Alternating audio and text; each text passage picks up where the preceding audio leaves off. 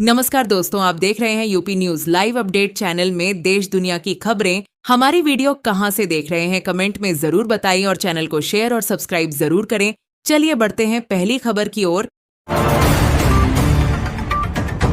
बसंत पंचमी 2026। आज पूरे देश में बसंत पंचमी का पावन पर्व श्रद्धा और उत्साह के साथ मनाया जा रहा है। इस दिन विद्या, बुद्धि और वाणी की देवी माता सरस्वती की विशेष पूजा की जाती है। मान्यता है कि बसंत पंचमी के दिन माता सरस्वती की आराधना करने से ज्ञान, एकाग्रता और सफलता का आशीर्वाद प्राप्त होता है। ऐसे में आप भी इस शुभ अवसर पर कुछ खास उपाय अपनाकर माता सरस्वती को प्रसन्न कर सकते हैं। पूजा के समय पीले वस्त्र धारण करें और पीले फूल, केसर, हल्दी और पीले मिष्ठान का भोग लगाएं। माँ को सफेद फूल, वीणा, पुस्तक और कलम अर्पित करना भी शुभ माना जाता है। पूजा के दौरान ओम ऐं सरस्वत्यै नमः मंत्र का जाप करें। माना जाता है कि इससे बुद्धि तेज होती है और पढ़ाई व करियर में आने वाली बाधाएं दूर होती हैं। इस दिन बच्चों से पढ़ाई की शुरुआत करवाना भी अत्यंत शुभ माना जाता है। प्रयागराज के माघ मेले से उठा स्वामी अविमुक्तेश्वरानंद से जुड़ा विवाद अब साफ तौर पर राजनीतिक रंग ले चुका है। इस पूरे मामले पर उत्तर प्रदेश के मुख्यमंत्री योगी आदित्यनाथ ने बिना किसी का नाम लिए बड़ा बयान दिया है। मुख्यमंत्री ने कहा कि कुछ लोग धर्म की आड़ लेकर सनातन परंपरा को कमजोर करने की कोशिश कर रहे हैं, जिसे किसी भी हाल में बर्दाश्त नहीं किया जाएगा।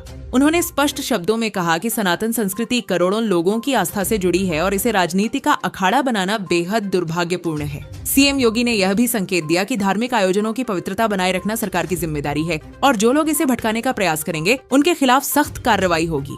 अब इस बयान के बाद सवाल उठ रहे हैं कि क्या माघ मेला आस्था का पर्व रहेगा या सियासत का मंच बनता जाएगा। फिलहाल इस मुद्दे पर सियासी हलचल तेज हो गई है।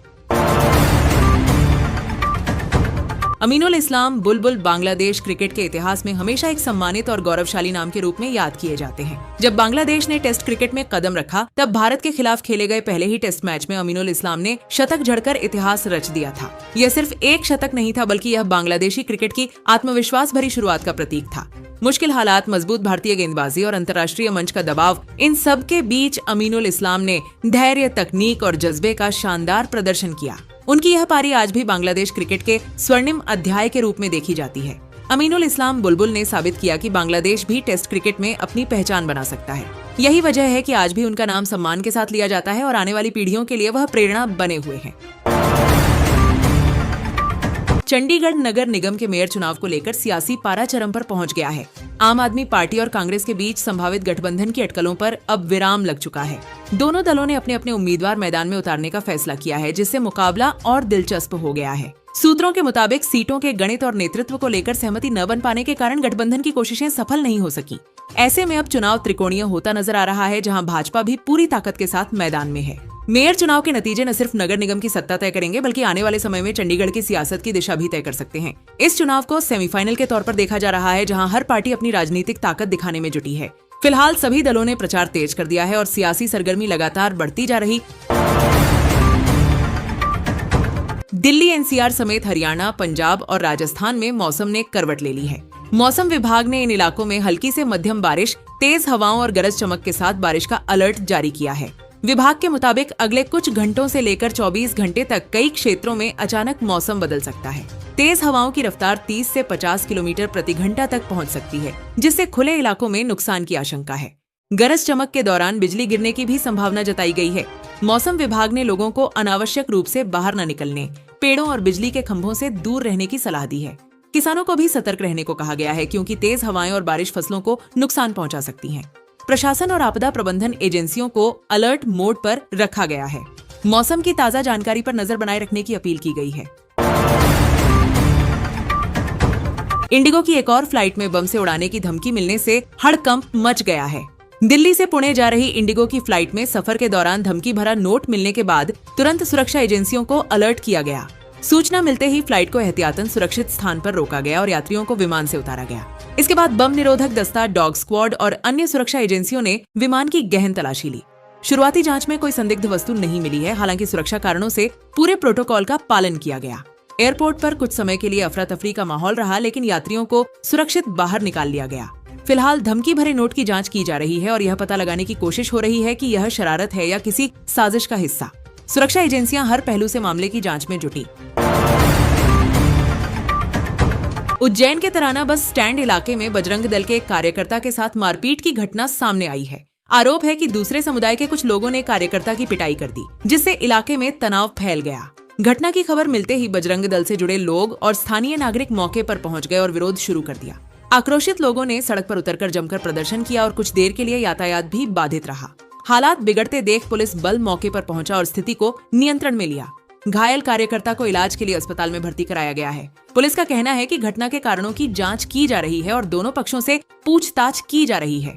फिलहाल इलाके में अतिरिक्त पुलिस बल तैनात कर दिया गया है ताकि कानून व्यवस्था बनी रहे। प्रशासन ने लोगों से शांति बनाए रखने और अफवाहों से दूर रहने की अपील की है। उत्तर प्रदेश के मेरठ से एक भावुक कर देने वाली तस्वीर सामने आई है।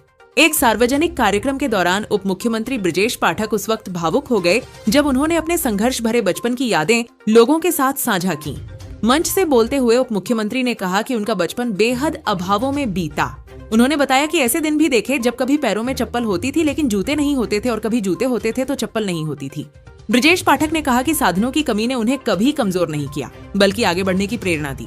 उन्होंने अपने संघर्ष के दिनों को याद करते हुए बताया कि घर में गैस या आधुनिक सुविधाएं नहीं थीं और कई बार स्टोव पर रोटी बनाकर गुजारा करना पड़ता था। उन कठिन परिस्थितियों में भी उन्होंने शिक्षा और मेहनत का रास्ता नहीं छोड़ा। उप मुख्यमंत्री ने कहा कि जीवन में संघर्ष हर व्यक्ति के हिस्से आता है, लेकिन जो लोग मुश्किल हालात में भी हिम्मत नहीं हारते वही आगे चलकर मिसाल बनते हैं। उन्होंने युवाओं से अपील की कि हालात चाहे जैसे भी हों, ईमानदारी, मेहनत और आत्मविश्वास के साथ आगे बढ़ते रहें। कार्यक्रम में मौजूद लोगों ने उप मुख्यमंत्री की इस सादगी और संघर्ष भरी कहानी को सराहा और लंबे समय तक तालियां बजाकर उनका उत्साह बढ़ाया।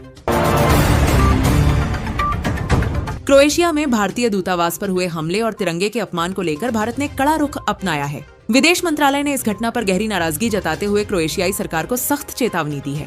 भारत ने साफ कहा है कि दूतावास की सुरक्षा अंतर्राष्ट्रीय जिम्मेदारी है और इस तरह की घटनाएं पूरी तरह अस्वीकार्य हैं। विदेश मंत्रालय ने मांग की है कि हमले में शामिल दोषियों की पहचान कर उनके खिलाफ कड़ी कार्रवाई की जाए। बताया जा रहा है कि हमले के दौरान न सिर्फ दूतावास परिसर को नुकसान पहुंचाया गया बल्कि राष्ट्रीय ध्वज तिरंगे का भी अपमान किया गया। इस घटना के बाद भारत ने क्रोएशिया से दूतावास की सुरक्षा और मजबूत करने की भी मांग की है। भारत ने स्पष्ट किया है कि वह अपने राजनयिक मिशनों और राष्ट्रीय सम्मान से किसी भी तरह का समझौता नहीं करेगा। इस मामले पर अंतर्राष्ट्रीय स्तर पर भी नजर बनी हुई। सरकार ने आगामी जनगणना को लेकर अहम अपडेट जारी किया है।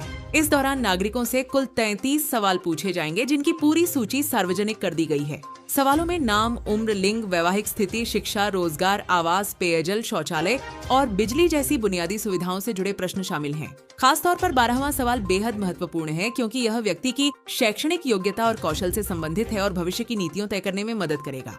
सरकार ने कहा है कि सभी सवाल पूरी तरह गोपनीय रहेंगे और इसका उपयोग सिर्फ विकास योजनाओं और नीतिगत फैसलों के लिए किया जाएगा।